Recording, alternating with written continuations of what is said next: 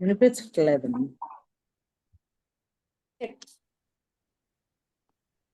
చేసిన మేలులను మరచిన జనం సిలువమని కోరినా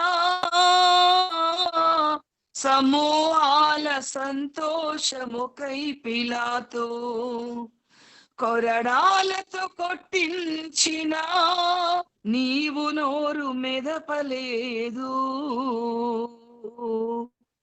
మాపై నీకు కోపమే రాలేదు.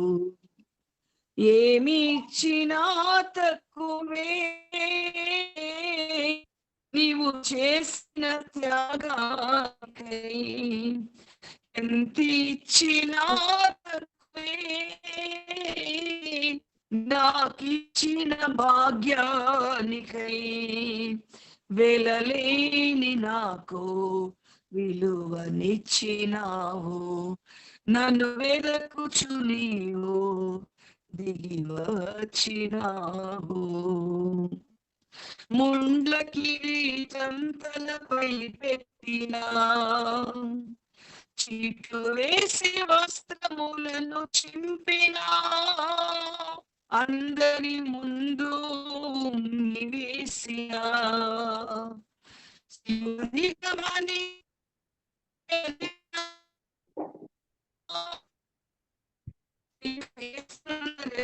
అన్నావు. అవమానమును సహించావు. తెలియక చేస్తున్నారని అన్నావు.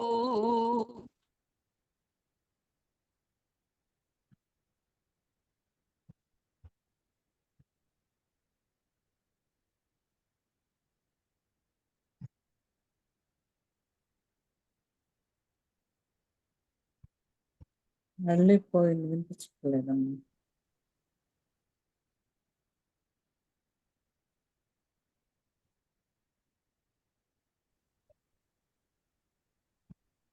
డాలి ఆంటీ లెఫ్ట్ అయిపోయారు ఆంటీ. వినిపించట్లేదురా? వినిపించట్లేదు అక్క, లెఫ్ట్ అయ్యారు అక్క. కట్ అయిందేమో. సిగ్నల్ ప్రాబ్లం అనుకుంటా.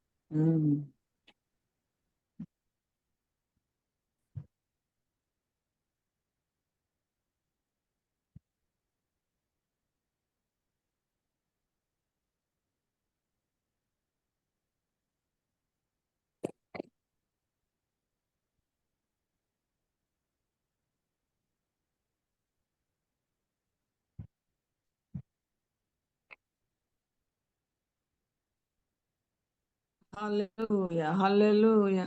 అమ్మా వాయిస్ వినిపిస్తుందా? ఇప్పుడు మీరు ఎవరు మేడం ఏమ్మా వినిపిస్తుంది. వాయిస్ వినిపిస్తుందమ్మా? అసలు వినిపిస్తలేదండి. ఇప్పుడు వినిపిస్తుంది. కట్ అవుతుంది, వినిపించట్లా, క్లియర్ లేదు. అయ్యో, పాట పాడాను కదా, పాట వినిపించిందా? చివర్లో వినిపించలేదు. ఎవరు మాట్లాడేది? వాయిస్ ఎక్కడ విన్నట్టుగా ఉంది. Sister praise the Lord. Sister Baji brother praise the Lord. Praise the Lord.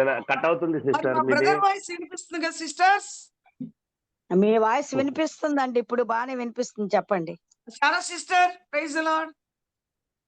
Praise the Lord అండి. ఓకేనా? చెప్పొచ్చా మెసేజ్ మరి? చెప్పండి. అంటారు వాయిస్ మీకు బ్రేక్ అవుతాయి, నెంబర్ మార్చండి అని. నాకేమో ఇది పట్టించుకోరు, ఏం చేస్తాం.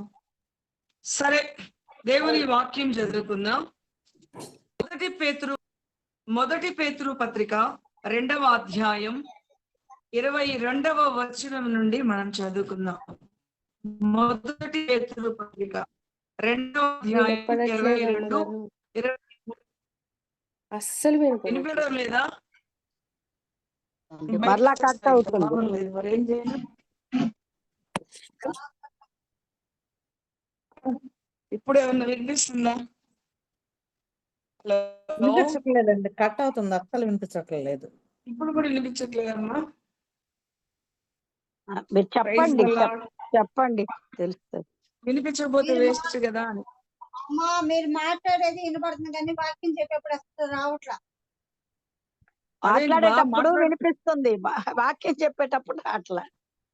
మామూలుగా మాటలు వినిపిస్తున్నాయి, ఇందా పెద్ద మాట్లాడే వినిపిస్తుంది, వాక్యం అనేసరికి కట్ అవుతుందండి. దుష్టుడు మీరు కార్యం. అమ్మా వినిపిస్తుందా? ఇప్పుడు వినిపిస్తున్నా. ఇప్పుడు ఇప్పుడు బాగా వినపడుతుంది. వినపడుతుంది. వాక్యమే అర్థం కావట్లేదు. చెప్పండి వాక్యం చూద్దాం అమ్మా. మెట్లెక్కి మెట్ల దగ్గర నుంచున్నాను, ఇప్పుడు కూడా వినిపించట్లేదా? ఇప్పుడు మాట వినపడుతుంది, చెప్పండి. ఓకేనా? ఆ. ఏమ్మా చెప్పండి అమ్మా. వినిపిస్తుందా? ఓ పద్మ. వినపడుతుందమ్మా. సరే, దేవుని పరిశుద్ధమైన నామానికి స్తోత్రం కలుగునుగాక. ప్రభు అయిన యేసుక్రీస్తు నామములో మీ అందరికీ శుభములు సమాధానం కలుగునుగాక. అందరూ బాగున్నారా? థ్యాంక్ యూ అందరూ. అమ్మా praise the Lord. Praise the Lord. ఇప్పుడు వినిపిస్తుందా వాయిస్? వినపడుతుందమ్మా. ఏమ్మా? వినపడుతుంది. సరే, మొదటి పేతురు పత్రిక 1 గాలి ఎక్కువైంది మరి. 1 పేతురు పత్రిక 2వ అధ్యాయం 21వ వచనం. క్రీస్తు కూడా మీ కొరకు బాధపడి, మీరు మాట్లాడుతుంటే నాకు డౌట్ వస్తుంది మళ్ళీ. క్రీస్తు కూడా మీ కొరకు బాధపడి, వినిపిస్తుందమ్మా? లేకపోతే ఆపేస్తాం, లేకపోతే వినిపిస్తున్నాం గారు. వినిపిస్తుందా? ఓకే, చదవండి ఎవరైనా ఒకరు ఆ మాటని. 1 పేతురు పత్రిక 2వ అధ్యాయం 21వ వచనం చదవండి ఎవరైనా.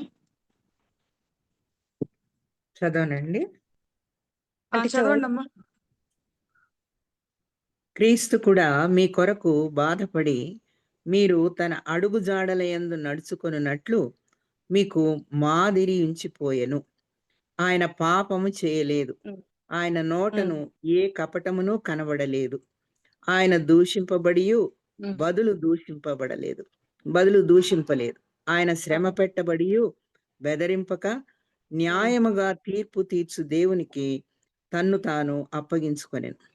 మనము పాపముల విషయమై చనిపోయి నీతి విషయమై జీవించున్నట్లు ఆయన తానే తన శరీరమందు మన పాపములను మ్రాని మీద మోసికొనెను.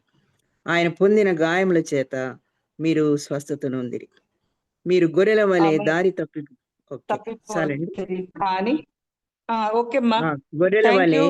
తప్పిపోతిరి గాని ఇప్పుడు మీ ఆత్మల కాపరియు అధ్యక్షుడునైన ఆయన వైపునకు మళ్ళీ ఉన్నారు.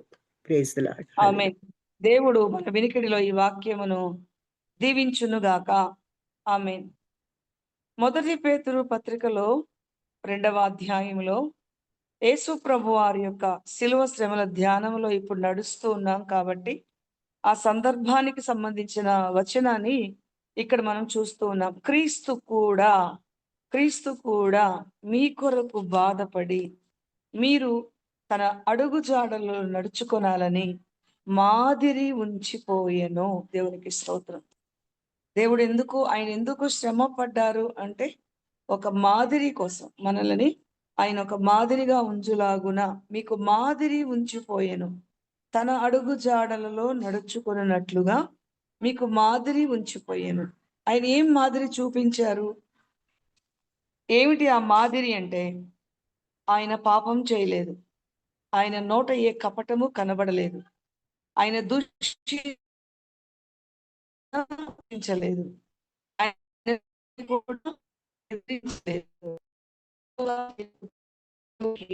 తన్ను తాను అప్పగించుకొనెను. ఇది ఆయన చూపిన మాదిరి. యేసు ప్రభు వారు మనకు చూపిన మాదిరి అది. కానీ మన జీవితాలలో ఈ మాదిరి కనపడాలని ప్రభువారు ఆశపడుతున్నారు. ఈ మాదిరి ఆయన అందుకే ఉంచిపోయారు. ఏమి చూపించారు మాదిరి అంటే, పాపము చెయ్యలేదు, పాపము లేని వారిగా ఉండాలి, దూషించే వారికి బదులు దూషించలేదు, అది ఒకటి. శ్రమ పెట్టబడ్డారు, బెదిరించలేదు.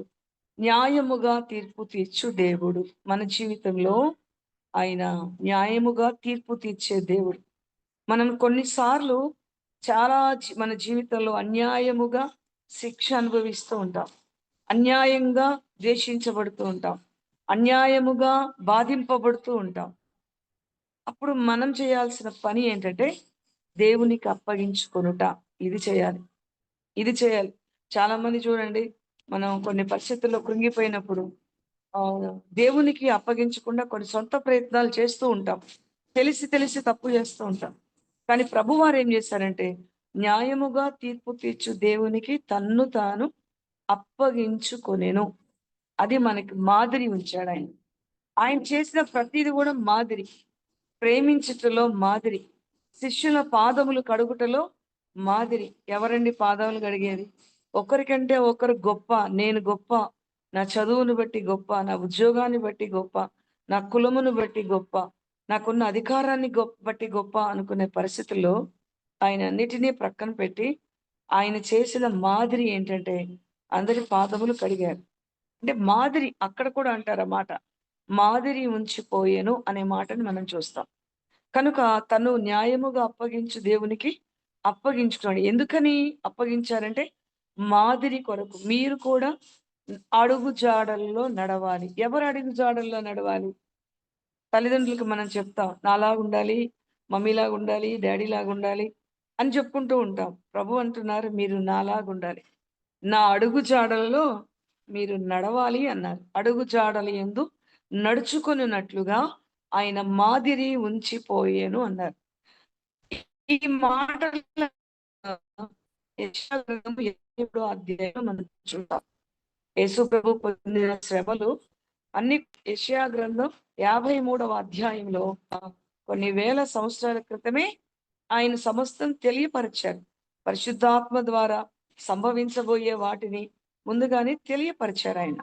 కనుక మళ్ళీ పేతురు ఎందుకంటున్నారు ఈ మాటలన్నీ అంటే, ఆయనతో కలిసి జీవించారు, ఆయనతో కూడా కలిసి నడిచారు, ఆయనతో కూడా కలిసి తిన్నారు, ఆయనతో కలిసి కొన్ని కార్యాలు పాలు పొందారు వారు. అందుకని ఆయన ఏమంటారంటే, పర్వతము మీద మేము ఏదైతే చూసామో ఆ కన్న వాటిని, విన్న వాటిని చెప్పకుండా ఉండలేము అనే మాటని చెప్తున్నారు ఇక్కడ. కన్న వాటిని, విన్న వాటిని చెప్పకుండా ఉండలేము. కాబట్టి మాదిరి ఉంచులాగున దేవుడికి తన్ను తాను అప్పగించుకొనెను. మన జీవితంలో ఎదురయ్యే ప్రతి సమస్యను బట్టి కూడా మనం ఇది నేర్చుకోవాలి. దేవునికే అప్పగించుకునటం నేర్చుకోవాలి. ఆయనకే అప్పగించాలి. శ్రమైన, కష్టమైన, బాధైన, నిందలైన, దూషణలైన, ఒంటరితనమైన ఏదైనా సరే దేవునికి మనం అప్పగించటం నేర్చుకోవాలి. మరి యొక్క మాటని ఇక్కడ మనం చూస్తాం. ఒకటి, అప్పగించుకున్నట్టు నేర్పించారు. రెండవది ఏమిటంటే 24వ వచనంలో మనము పాపముల విషయమై చనిపోవాలి. అది పాపముల విషయమై చనిపోవాలి. ఈ మాటలన్నీ రోమాపత్రిక 6వ అధ్యాయంలో చూస్తాం. రోమాపత్రిక 6వ అధ్యాయంలో అక్కడ ఏమంటుందంటే, మనము మన మన అవయవములను, మన జీవితమును నీతికి సాధనములుగా దేవునికి అప్పగించుకోవాలి అని చెప్తారు అక్కడ. రోమాపత్రిక 6వ అధ్యాయం ఒకసారి చూడండి. రోమాపత్రిక 6వ అధ్యాయం 11వ వచనంలో, అటువలే మీరును పాపము విషయమై మృతులుగాను దేవుని విషయమై క్రీస్తు యేసునందు సజీవులుగాను మిమ్మును మీరే ఎంచుకొనుడి. హల్లెలూయా. సిస్టర్స్ వినిపిస్తుందా? బాగా చక్కగా వినపడుతుందండి. ఓకే అమ్మా, థ్యాంక్ యూ లార్డ్. రోమాపత్రిక 6వ అధ్యాయము 10వ వచనంలో, అది 11వ వచనంలో, అటువలే మీరును పాపము విషయమై మృతులుగాను దేవుని విషయమై క్రీస్తునందు సజీవులుగాను మిమ్మును మీరే ఎంచుకొనుడి అన్నారు. పాపముల విషయమై మృతులుగా, దేవుని విషయంలో సజీవులుగా. రోమాపత్రికలోని 14వ అధ్యాయంలో ఏమని ఉంటుంది అక్కడ, 12వ అధ్యాయంలో, సజీవ యాగముగా మీ శరీరములను ఆయనకు సమర్పించుకొనుడి. దేవునికి మహిమ. సజీవ యాగముగా పాట పాడుకుంటాం. సజీవ యాగముగా స్తోత్రము చెల్లింతును అనే పాటలో ఒక వచనం ఉంటుంది, సజీవ యాగముగా మన శరీరము సమర్పించి సంపూర్ణ సిద్ధి నొందా శుద్ధాత్మను నొసగితివి అని సజీవ యాగముగా మన శరీరమును దేవునికి సమర్పించుకోమన్నారు. 103వ కీర్తనలో దావీదు కూడా ఏమంటారంటే, నా ప్రాణమా యెహోవాను సన్నుతించుము, ఆయన చేసిన ఉపకారములు దేని మరకుము, ఆయన్ని సన్నుతించుము, ఆయన్ని స్తుతించుము, ఆయన్ని ఘనపరచుము అని 103వ కీర్తనలో కూడా మనం చూస్తాం. కాబట్టి దేవుని సన్నిధానంలో మనకిచ్చిన ఆయుష్ కాలం చూడండి. డాక్టర్ సరళమ్మ గారు ఉన్నారు. అమ్మకి ఎంతో ఆశ, దేవుని పని చేయాలి, కొంతమందిని ప్రార్థనలో నడిపించాలి. అమ్మ కూడా ప్రార్థనలో తను సిద్ధపడుతూ అనేకుల్ని సిద్ధపరచాలి అని మనం అమ్మ దగ్గర నేర్చుకున్నాం, మనం చూసాం. కాబట్టి రోమాపత్రిక 6వ అధ్యాయంలో మరి యొక్క మాటను కూడా మనం చదువుకుందాం. రోమాపత్రిక 6:12 కాబట్టి శరీర దురాశలకు లోబడినట్లుగా చావునకు లోనైన మీ శరీరమందు పాపమును ఏలనీయకుడి, మీ అవయవములను దుర్నీతి సాధనములుగా పాపమునకు అప్పగింపకుడి. అయితే మృతుల్లో నుండి సజీవులం అనుకొని మిమ్మును మీరే దేవునికి అప్పగించుకొనుడి, మీ అవయవములను నీతి సాధనములుగా దేవునికి అప్పగించుకొనుడి అనే మాటను చూస్తాం. కనుక దేవునికి స్తోత్రం. ఈ యొక్క మీటింగ్ లో మనం ఏం వింటున్నామంటే, మీ అవయవములను నీతి సాధనములుగా అప్పగించుకోవాలి. మన నోటిని, మన కన్నులను, మన చెవులను, మన హృదయమును, మన చేతులను, మన పాదములను, వీటన్నిటినీ కూడా దేవుని పనులకు ఉపయోగించాలి. నీతికి సాధనములుగా మన అవయవములను ఆయనకు అప్పగించాలి. హృదయములో నుండి జీవజల నదులు రావాలి, కడుపులో నుండి జీవజల నదులు ప్రవహించాలి. మోకాళ్ళ చేత ప్రార్థించాలి, పాదముల చేత సమాధాన సువార్తనైన ఆ సువార్తను ప్రకటించాలి. దేవునికి స్తోత్రంగా. ఈరోజే ఇందాక నాకు మా అపార్ట్మెంట్ లోనే హైమా గారి గృహంలో ప్రార్థన జరిగి నేను ఇంటికి వచ్చేసరికి 3:30 అయింది. 3:30 కొంచెం అలాగా రెస్ట్ తీసుకుందాం అనుకున్నాను. అక్కడంతా చెప్పుకొని చూసుకొని వస్తాను. నేను అలా అనుకున్నాను, మరి ప్రతిరోజు కూడా మీరు ఎలా ప్లాన్ చేసుకుంటున్నారో కానీ సమయమనక అసమయమనక దేవుని పని చేస్తున్నారు. మీ అందరినీ కూడా దేవుడు దీవించునుగాక. ఆమేన్. కనుక మీ అవయవములను నీతికి సాధనాలుగా దేవునికి అప్పగించాలి. ఇది ఇంపార్టెంట్. మనం విలువ పెట్టి కొనబడిన వారు. విలువ లేని, నేను పాట పాడింది అదే, నాకు ఆ పాట చాలా ఇష్టం. ఎంత ఇష్టం అంటే ప్రతిరోజు పాడుకుంటాను. ఎంత ఇచ్చినా తక్కువే, ఏమిచ్చినా తక్కువే. వెలలేని నాకు విలువనిచ్చినావు, నన్ను వెదకుచు నీవు దిగి వచ్చినావు, నన్ను కాపాడుకొనుటకు మరణించినావు, రక్షణ వస్త్రముతో నన్ను ఘనపరిచావు, ఏమిచ్చినా తక్కువే నీవు చేసిన త్యాగానికై, ఎంత ఇచ్చినా తక్కువే నాకిచ్చిన భాగ్యానికై. చూడండి ఎలా కూర్చున్నాను, ఎక్కడ కూర్చున్నాను, లోపలికి సిగ్నల్ రావట్లేదని బయటకు వచ్చేసి కూర్చున్నాను. దేవునికి స్తోత్రం. సంతోషంగా ఉంది. ఇక్కడ ఇంకా కొంతమంది కూడా వినడానికి అవకాశం ఇచ్చాడు దేవుడు. లోపల కూర్చుంటే 4 గోడల మధ్య ఉండేదాన్ని. ఇప్పుడు బయటకు వచ్చేసాను కాబట్టి ఇంకా కొంతమంది వినడానికి కూడా దేవుడు అవకాశం ఇచ్చారు. దేవునికి స్తోత్రం. కనుక ఆయన పాపం చేయలేదు, ఆయన నోట ఏ కపటము లేదు, ఆయన శ్రమ పెట్టిబడి కూడా బెదిరించలేదు, న్యాయముగా తీర్పు తీర్చు దేవునికి అప్పగించుకున్నాడు. మన జీవితంలో కూడా ఇటువంటి పరిస్థితులు వస్తాయి. ఏ తప్పు లేకపోయినా, ఏ నేరము చేయకపోయినా, నీలో ఎటువంటి తప్పు దోషం లేకపోయినా కొన్నిసార్లు నువ్వు అనుభవిస్తూ ఉంటావు. ఇది నిజం. ప్రతి ఒక్కరి జీవితంలో ఈ చేదైన అనుభవాన్ని మనం చూస్తూ ఉంటాం. మనం ద్వేషించబడతాం, మనం దూషించబడుతుంటాం, మనం వెలివేయబడుతూ ఉంటాం. ఇది నిజమండి. స్త్రీలు కావచ్చు, పురుషులు కావచ్చు, అన్యాయముగా మనం ద్వేషించబడతాం. అందుకని ఏమంటున్నారు అక్కడ, న్యాయముగా తీర్పు తీర్చు దేవునికి అప్పగించుకొనిడి అనే మాట చూస్తున్నాం. న్యాయముగా తీర్పు తీర్చు దేవునికి అప్పగించుకోవాలి. కనుక మన జీవితమును నీతి సాధనములుగా ఆయన మన కోసం అప్పగించుకున్నారు. కాబట్టి మనము మన జీవితాన్ని ఆయనకు అప్పగించుకోవాలి. మన 84 సంవత్సరాలు అన్నా ప్రవక్తిని దేవాలయంలో ఉండి వచ్చేవారికి వెళ్ళేవారికి యేసయ్య గురించి ప్రకటిస్తూ వారితో మాట్లాడుతూ ఉపవాసం ఉండింది ఎందుకంటే ఆమె క్షేమాభివృద్ధి కోసం, ఆమె ఆత్మీయ క్షేమం కోసం. అందరితో మాట్లాడేది ఎందుకంటే యేసయ్య సువార్తని ప్రకటిస్తుంది. 84 సంవత్సరాలు అంటాడు. ఎంత యాక్టివ్ చూడండి. 84 సంవత్సరాలు ఆమె ఉపవాసం ఉండటం అంటే మామూలు విషయం అండి?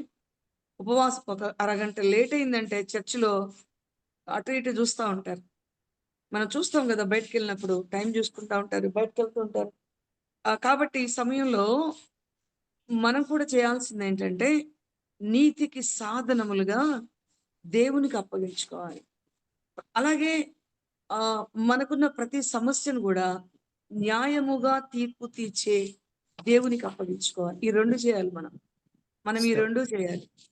అన్యాయంగా ద్వేషించబడుతున్నప్పుడు దేవునికి అప్పగించుకోవాలి. అలాగే మన జీవితాన్ని, మన దేహమును దేవునికి ఆలయముగా దేవునికి అప్పగించుకోవాలి.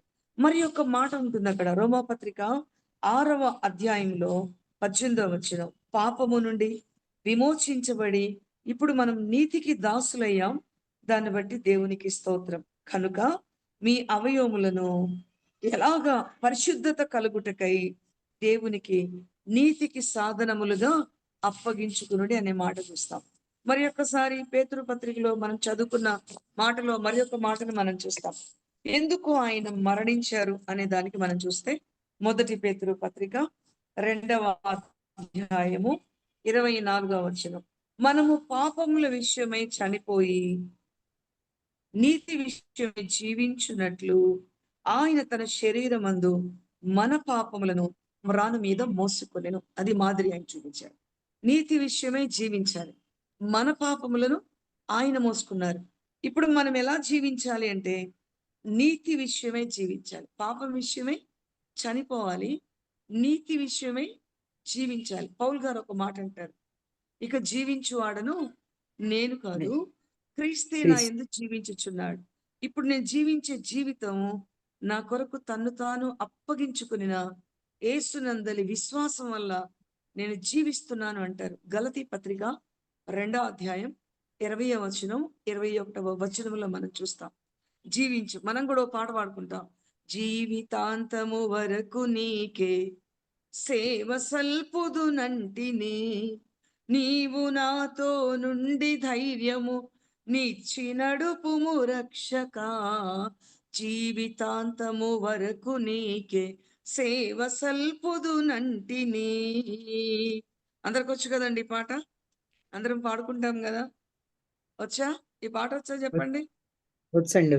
అందరికీ వచ్చు, అందరం పాడుకుంటాం.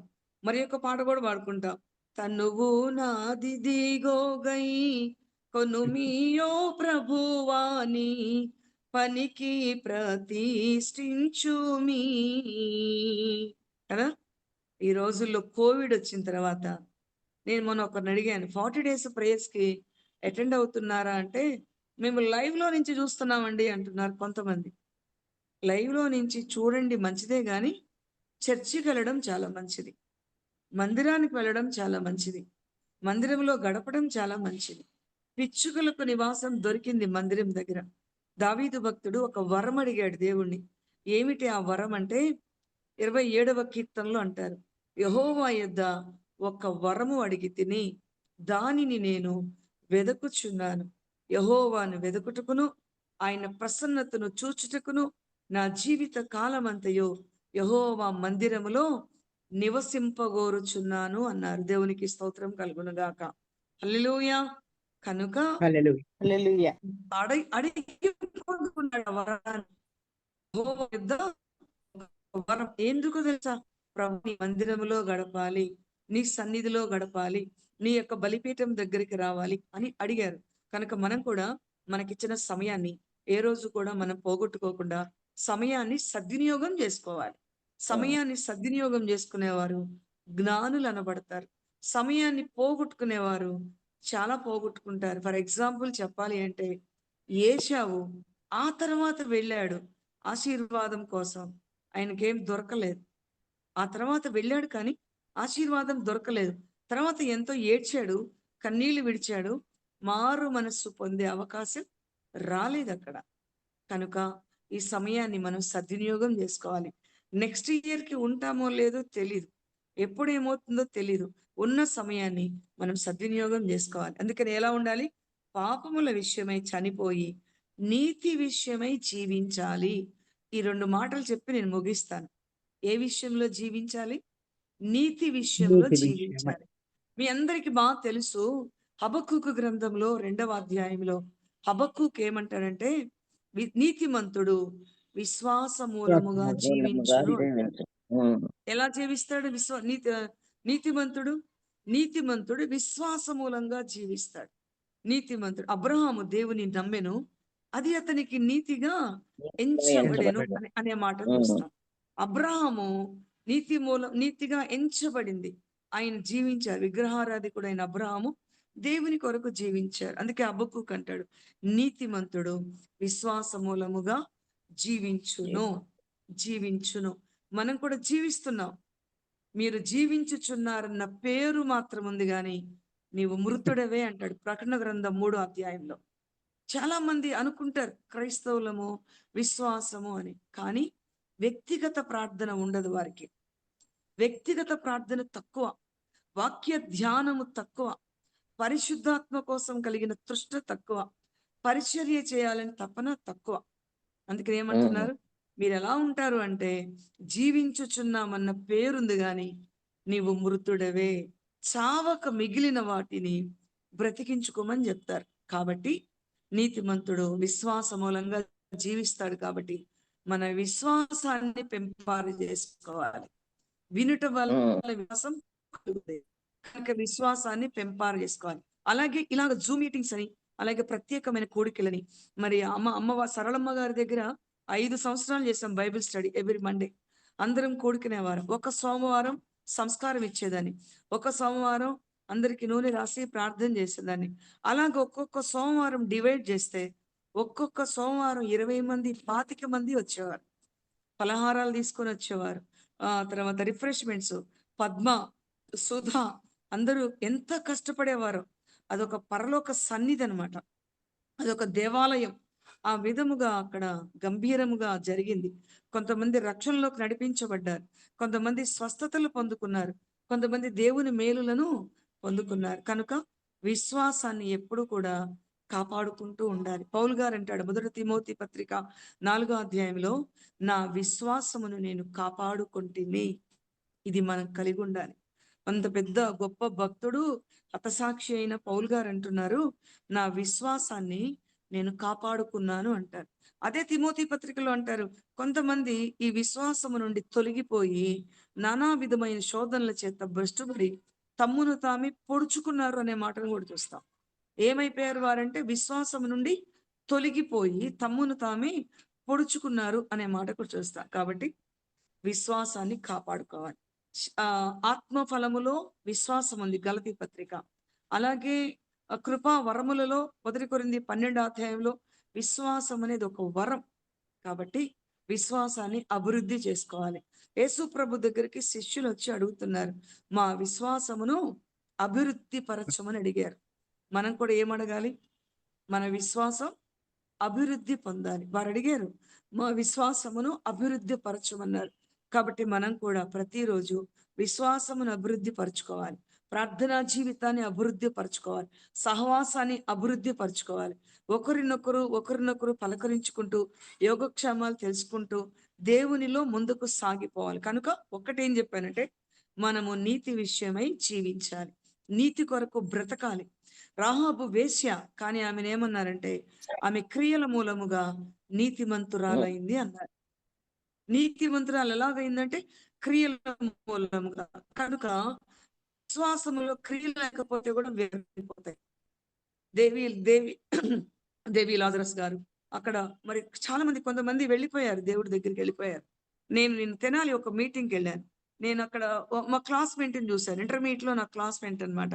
ఆమె నన్ను చూడగానే, నేను ఎక్కడో చూశాను అంటే, నేను ఇలాగా ఇంటర్మీడియట్ ఇక్కడ HCM కాలేజ్ లో నేను చదువుకున్నానంటే, నేను కూడా అదే కాలేజీ, నేను నీకు జూనియర్ని అని చెప్తున్నారు అనమాట ఆవిడ.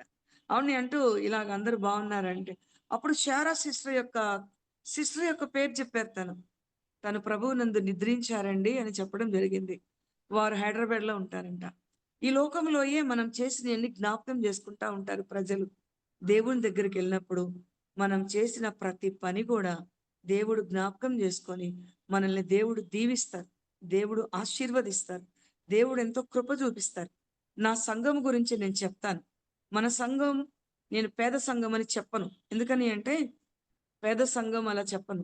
దేవుడు దీవిస్తారు, దేవుడు ఆశీర్వదిస్తారు, దేవుడు కృప చూపిస్తారు. ఒకప్పుడు అసలు సంఘమే లేదు. అప్పుడు రెంట్ కట్టడానికి కూడా వేరే ఒక ఫ్యామిలీ వాళ్ళు రెంట్ కట్టేవాళ్ళు. ప్రతి నెల వారు కట్టేవాళ్ళు రెంట్. ఆ తర్వాత ప్రార్థన చేస్తూ ఉన్నాం, పరిచర్య చేస్తూ ఉన్నాం, ఆయన పని చేస్తూ ఉన్నాం. దేవుడు ఎంతో కృప చూపించి ఒక మందిరాన్ని కొనుక్కోవడానికి ప్రభు సహాయం చేశారు. ఆ మందిరంలో కూడా వస్తువులు అవసరమైనప్పుడు అనౌన్స్ చేస్తూ ఉంటే కొంతమంది ప్రేరేపించబడి నీతికి సాధనాలుగా, దేవుని కొరకు జీవించే వారిగా ఒక్కొక్కరు ఒక్కొక్క పనిలో నిలబడ్డారు. నిజంగా దేవుని పనిలో నిలబడ్డారు. దేవుని పనిని అందరం కలిసి దేవుని పనిని చేస్తున్నాం. కాబట్టి మనం దేనికోసం నిలబడాలంటే, నా ప్రాణమా తినుము త్రాగుము సుఖించుము దానికోసం కాదు. నా ప్రాణము ప్రభువుని ఘనపరచుచున్నది అన్నారు ఒక ఆవిడ. చెప్తారా ఎవరన్నారు ఆ మాట? నా ఎలిజబెత్. ప్రాణము ప్రభువుని, మేరీ నా మేరీ ప్రాణము మేరీ ప్రభువుని మరియమ్మ ఘనపరచుచున్నది. మరియమ్మ అండి very Mariyamma good, Mariyamma. Very good అంటున్నారు ఆమె. నా ప్రాణము నా ప్రభువుని ఘనపరుస్తుంది, నా ఆత్మ నా రక్షకుడైన దేవుని యందు ఆనందిస్తుంది అంటున్నారు. మనం కూడా ఆ అనుభవాల్లోకి వెళ్ళాలి. అందుకే యేసయ్య చనిపోయింది. ఏదో 40 రోజులు సిలువ శ్రమల ధ్యానం అని, ఆ తర్వాత అందుకోసం కాదు. మన బ్రతుకు కాలమంతా జీవింతు నేను ఇక మీదట నా కొరకే కాదు, క్రీస్తు కొరకు జీవింతును, నన్ను ప్రేమించిన ప్రభు యేసు కొరకే, నాకై ప్రాణమిచ్చిన ప్రభు యేసు కొరకే జీవింతును జీవింతును జీవింతును జీవింతును. మీరెవరైనా ఆశ కలిగిన వారుంటే అమ్మతో మాట్లాడండి. అమ్మ ఒకవేళ లోపలంటే భయపడుతున్నారు కాబట్టి ఆ సందులో ఏదైనా ప్రేయర్ ఏర్పాటు చేసుకుంటే వారానికి ఒక్కసారి అక్కడ ప్రేయర్ పెట్టుకుందాం. పోగొట్టుకుని ఆశీర్వాదం మళ్ళీ పొందుకుందాం, మళ్ళీ ఆత్మీయంగా బలపరచబడదాం. ఎక్కడెక్కడి నుంచో వచ్చేవాళ్ళండి అక్కడ ప్రేయర్కి. ఎక్కడెక్కడి నుంచి వచ్చేవారంటే అక్కడ శ్రీనివాస్ తోట నుంచి కనకలక్ష్మి గారు వచ్చేవారు, పాతగుంటూరు నుంచి లీలా గారు వచ్చేవారు, అలాగే విద్యానగర్ అక్కడ ఎక్కడండి లక్ష్మీపురం నుంచి ఒక సిస్టర్ వచ్చేవారు, మరి శారా సిస్టర్ నగరం పాలెం నుంచి వచ్చేవారు. అన్ని ప్రాంతాల నుంచి ప్రజలు వచ్చేవారండి. నిజంగా అక్కడ ఒక అద్భుతమైన పరిచర్య దేవుడు జరిపించారు. అది చెప్పుకునే చరిత్రలాగా ఉండొద్దు కానీ తల్లిగారు ఉన్నంత వరకు ఆ పరిచర్య కొనసాగించడానికి నిలబడాలి మీరందరూ కూడా. పద్మ సుధ అందరూ నిలబడి అమ్మని క్షేమంగా మాస్క్ పెట్టి అమ్మను దగ్గర అక్కడ దేవదూతలా కూర్చోబెట్టి మన ప్రార్థనలు మనం జరిపిస్తూ ఉంటే దేవుడు ఇంకా అమ్మకు ఆరోగ్యం, శక్తి, బలం అన్నీ ఇస్తారు. అది ప్లాన్ చేయండి, వారానికి ఒక్కసారి అని ఆలోచన చేయండి. ఎందుకంటే మనం నీతి విషయమై జీవించాలి, నీతి విషయమే బ్రతకాలి. కాబట్టి ఆమెను గురించి, రాహాబుని గురించి మనం చూస్తాం. ఆమె క్రియల మూలముగా నీతిమంతురాలైంది. కాబట్టి ఒకటి ఏమని చెప్పుకున్నా, విశ్వాసం వల్ల జీవిస్తాం. రెండో మాట చెప్పి నేను ముగిస్తాను. యేసు ప్రభు వారు ఒక మాట అన్నారు, మనుష్యుడు రొట్టె వలన మాత్రమే కాదు గాని దేవుని నోట నుంచి వచ్చే ప్రతి మాట వల్ల బ్రతుకుతారు అన్నారు. హల్లెలూయా. దేవుని నోట నుంచి వచ్చే మాట వల్ల మనం బ్రతుకుతామండి. ఇప్పుడు ఈ జూమ్ మీటింగ్ లో కష్టంతో ఉన్న వాళ్ళు ఉన్నారు, బాధతో ఉన్నవారు ఉన్నారు, వేదనతో ఉన్నవారు ఉన్నారు, ఈ ప్రార్థనలో పాల్గొని వారు ఉన్నారు. ప్రభు మాట్లాడుతున్నప్పుడు వారికి బలం వస్తుంది, ధైర్యం ఇస్తాడు దేవుడు నడిపిస్తారు. మనిషి రొట్టె వల్ల మాత్రమే కాదు, దేవుని నోట నుండి వచ్చే ప్రతి మాట వల్ల బ్రతుకుతారు. ఇప్పుడు ఈరోజు ఒక ప్రేయర్ జరిగిందని చెప్పాను. హైమా గారి యొక్క భర్త గారు ఎంఆర్ ఆఫీస్ లో ఆయన జాబ్ చేస్తారు. ఆయనకి చిన్న అలవాటు ఉంది, మందు తాగే అలవాటు ఉంది. వయసు చిన్నదే. దాని వలన ఏమైందంటే బ్రెయిన్ లో బ్లడ్ క్లాట్స్ అయిపోయినాయి. దానిని బట్టి కుడి చెయ్యి, కుడి కాలు ప్యారలైజ్ అయిపోయింది. కదిలించలేని పరిస్థితిలాగా అయిపోయింది. తర్వాత చాలా బ్లడ్ లోంచి నీరు వచ్చేస్తా ఉంది. ఆ సమయంలో హాస్పిటల్కి జాయిన్ అయ్యారు. హాస్పిటల్లో చేర్చుకున్నారు. సంఘంలో ప్రార్థన చేస్తా ఉన్నారు. తన భార్య ఎంతో దుఃఖపడతా ఉంది, ప్రార్థన చేస్తా ఉంది. హాస్పిటల్కి వెళ్ళారు. డాక్టర్స్ చూశారు, జాయిన్ చేసుకున్నారు. ఒక 15 రోజులు వాడారు మందులు. తర్వాత 2 నెలలకి మెడిసిన్ ఇచ్చారు. ఎవ్రీడే ప్రేయర్ అలా చేస్తా ఉన్నారు. మొన్న 2 months మెడిసిన్స్ వాడిన తర్వాత మొన్న 10 days బ్యాక్ హాస్పిటల్కి వెళ్ళారు. డాక్టర్ గారు చూసి, ఎక్కడంటే ఈ డాక్టర్ గారు ఆర్టీసీ బస్ స్టాండ్ ఎదురుగా, మన గుంటూరులో ఆర్టీసీ బస్ స్టాండ్ ఎదురుగా అనమాట. ఎండోక్రైనాలజిస్ట్ కాదు, ఆయన బ్రెయిన్ కి సంబంధించిన ఆయన. ఆయన ఏమన్నారు, న్యూరాలజీ ఏమన్నారంటే, నేను మెడిసిన్ ఇచ్చాను కానీ ఇంత చక్కగా క్యూర్ అయిందంటే ఇది ఒక గాడ్స్ మిరకల్ అన్నారంట ఆయన. హల్లెలూయా. ఇది ఒక గాడ్స్ మిరకల్, దేవుడు అద్భుతం చేశాడు అని చెప్పారు. ఇప్పుడు ఆ చెయ్యి, ఆ కాలు కొంత మూమెంట్ వచ్చింది. చిన్నగా మరలా ఉద్యోగానికి వెళ్తూ ఉన్నాడు. దేవునికి స్తోత్రం కలుగునుగాక. మనిషి రొట్టె వలన మాత్రమే కాదు, దేవుని నోట నుంచి వచ్చే ప్రతి మాట వలన జీవిస్తారు.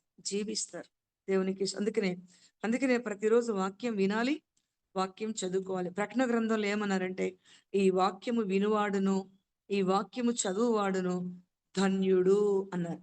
అవునా? విన్నారా ఆ మాటని? ఈ వాక్యం వినువాడును, ఈ వాక్యం చదువువాడు కూడా ధన్యుడు. దేవునికి స్తోత్రం. తెలుసా ఈ మాట ఎక్కడుందో? ప్రకటన గ్రంథం 1వ అధ్యాయం 2వ వచనంలో మనం చూస్తాం. ప్రకటన గ్రంథంలో 1వ అధ్యాయంలో ఈ వాక్యము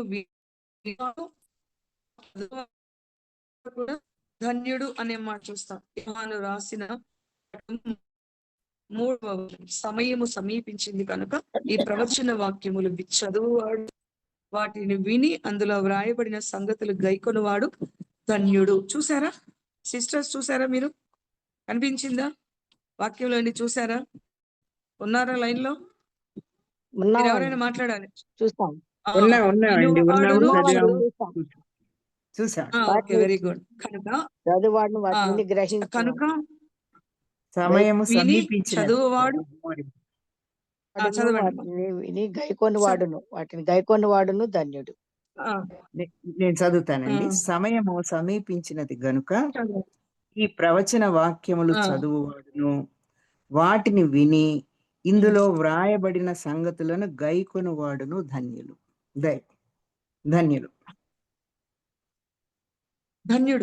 కాబట్టి ఈ సమయంలో ఈ జూమ్ మీటింగ్ లో ఉంటున్న మనందరూ కూడా, ప్రతిరోజు ఈ జూమ్ మీటింగ్ ద్వారా పరిచర్యలో పాల్గొంటున్న మీ అందరూ కూడా దేవుడు మిమ్మల్ని ఇంకా ఇంకా బలపరిచి దేవుని సాధనాలుగా, సువార్త ప్రకటించు స్త్రీలు గొప్ప సైన్యం లాగా ఉన్నారు అన్నారు.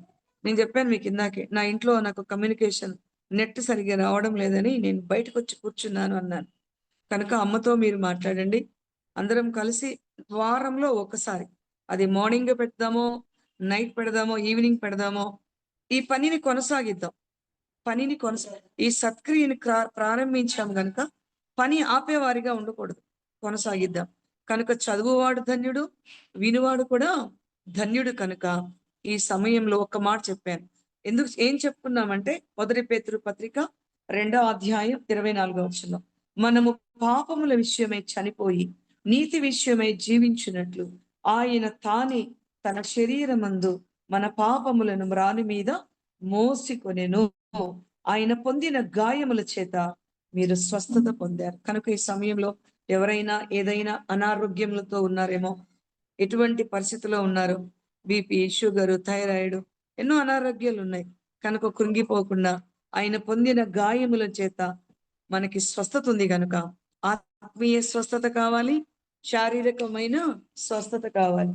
ఆత్మీయ స్వస్థత, శారీరకమైన స్వస్థత దేవుడు మనకు దయచేయును గాక.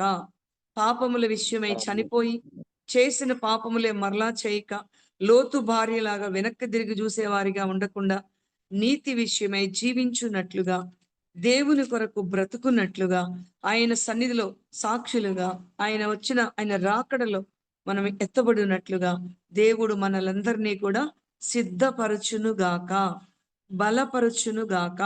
మరి సమయం 5:28 అవుతుంది కనుక నేను ఇంతటితో ఈ వాక్యాన్ని ముగిస్తున్నాను. ఎందుకంటే మీ సమయాన్ని బట్టి ముగిస్తున్నాను. లేకపోతే ఇంక 2-3 మాటలు చెప్పేదాన్ని. పౌలు గారు ఏమంటాడంటే, ఇకను జీవించువాడను నేను కాదు, ఇక జీవించేవారు. ఒక్కసారి చదువుతారు ఆ మాటని, రెఫరెన్స్ చెప్తాను కానీ ఒక్కసారి ఆ మాట చదివితే బాగుంటది. కొరింథీయులకు రాసిన పత్రికలో పౌలు గారు ఒక మాట అంటారండి. ఆ మాట దయచేసి ఎవరైనా ఒక్కటి చదవండి. 2 కొరింథీయులకు రాసిన పత్రిక, 2వ కొరింథీ పత్రిక 5వ అధ్యాయం 14వ వచనం చదవండి ఒకసారి. 2వ కొరింథీ రాసిన పత్రిక 5వ అధ్యాయం 14వ వచనం. క్రీస్తు ప్రేమ మమ్మల్ని బలవంతం చేయుచున్నది. ఎలాగనగా అందరి కొరకు ఒకడు మృతి పొందెను గనుక అందరూ మృతి పొందిరనియు, జీవించు వారిక మీదట తమ కొరకు కాక తమ నిమిత్తము మృతి పొంది తిరిగి లేచిన వాని కొరకే జీవించుటకు ఆయన అందరి కొరకు మృతి పొందెననియు నిశ్చయించుకొనుచున్నాము. దేవునికి స్తోత్రం. ఈ వాక్యము మన జీవితంలో నెరవేర్చబడును గాక. ఏమంటున్నారు అక్కడ?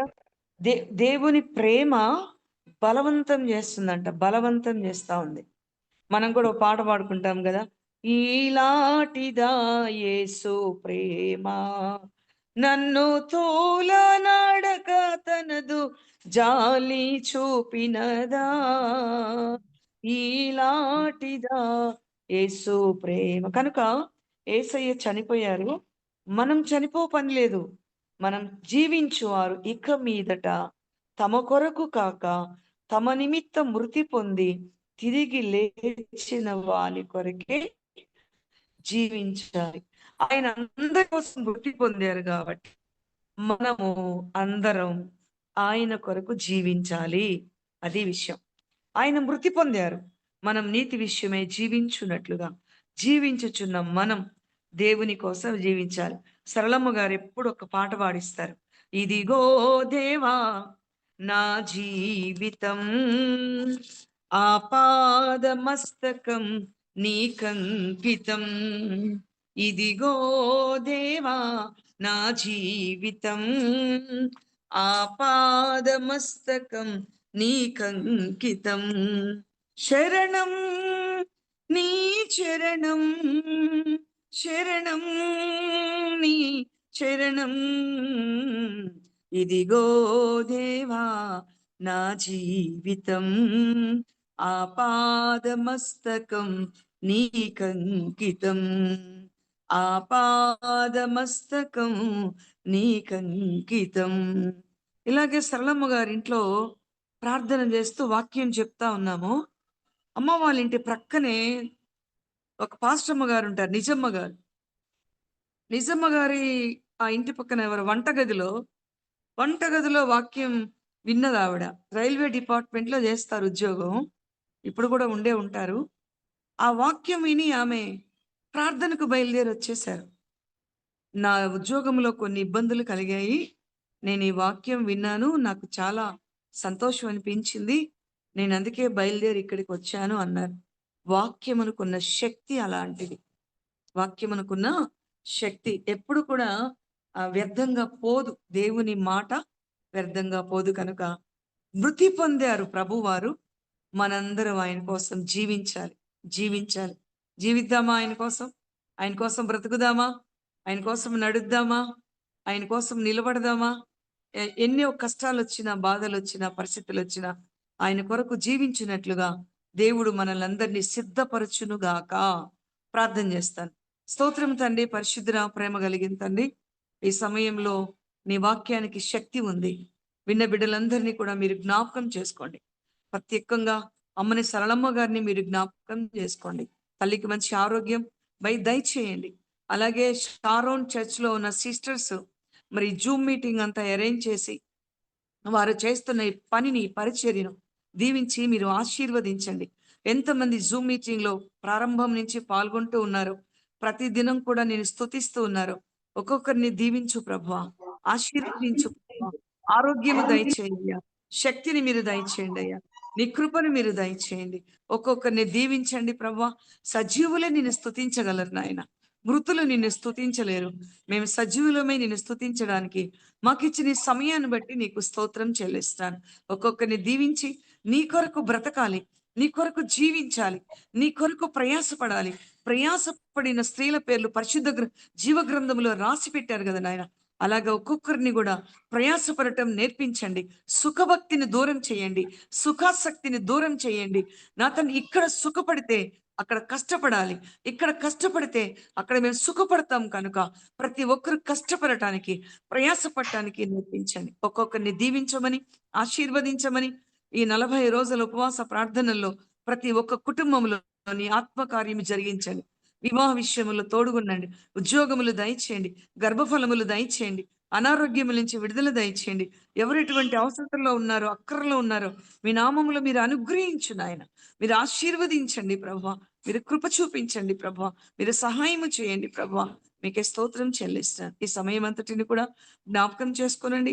ఎంతమంది జూమ్ మీటింగ్ లో ఏకీభవించారో వారందరినీ కూడా దర్శించండి. అనంత జ్ఞానివైన దేవా, ఆత్మస్వరూపమైన దేవా, ప్రతి ఒక్క సర్వాంతర్యామివైన దేవా, ఒక్కొక్కరిని మీరే జ్ఞాపకం చేసుకోండి, దీవించి ఆశీర్వదించి మీరే మహిమ ఘనత ప్రభావాలు పొందమని నజరేయుడైన యేసు నామములో అడిగి వేడుకుంటున్నాం తండ్రి, ఆమేన్.